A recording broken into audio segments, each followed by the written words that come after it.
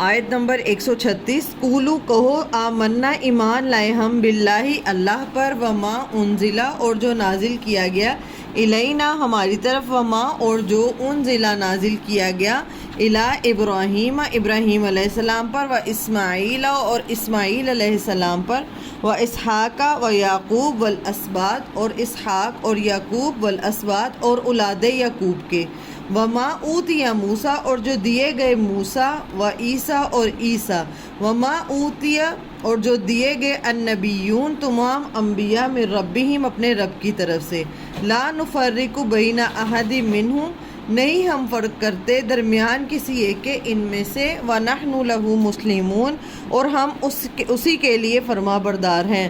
اب یہاں پہ کہا کہ قولو کہو، کس کو کہا گیا ہے کہ یہاں پہ واو آ گیا نا، اگر قالا ہوتا تو سنگل ہوتا، واو آ گیا، قولو مطلب نبی صلی اللہ علیہ وآلہ وسلم کو بھی کہا اور ساتھ ان کے ساتھی جو ایمان والے ہیں۔ آمنا ایمان لائے ہم اللہ پر، اور جو نازل کیا گیا آپ کی طرف، اور جو نازل کیا گیا ہم کس پہ ایمان لائے ہیں، ان سے کیا کہہ دو کہ ہم ایمان لائے ہیں جو آپ کی طرف نازل کیا گیا۔ کیا نازل کیا گیا تھا نبی صلی اللہ علیہ وآلہ وسلم پہ؟ قرآن مجید، اور جو نبوت دی گئی تھی ہم اس پہ ایمان لاتے ہیں۔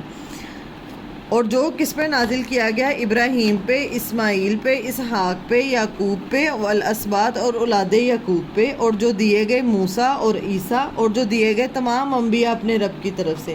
تمام انبیاء کا آنے کا مقصد کیا تھا؟ کہ لوگوں کی اصلاح کرنا اور انہیں اللہ تعالیٰ کے ساتھ جوڑنا اور بتانا کہ تمہارا خالق مالک ایک ہی ہے جس نے تمہیں پیدا کیا ہے۔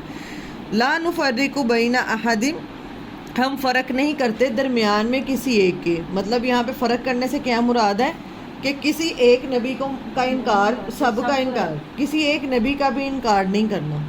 جیسے اگر کوئی کہے کہ ہم حضرت عیسیٰ کو نہیں مانتے باقی سب کو مانتے ہیں، تو آپ کا ایمان نامکمل ہے، ہم سب کو مانیں گے۔ جیسے موسیٰ علیہ السلام کو، جیسے اب یہود و نصارہ کیا کرتے تھے، یہودی حضرت موسیٰ علیہ السلام تک سارے انبیاء کو مانتے ہیں آدم سے، اور عیسائی حضرت عیسیٰ علیہ السلام تک سارے انبیاء کو مانتے ہیں، ٹھیک ہے۔ تو اب محمد صلی اللہ علیہ وسلم، اگر کوئی نبی صلی اللہ علیہ وسلم کا انکار کرے گا تو اس سے کیا ایمان قبول ہوگا؟ نہیں قبول ہوگا۔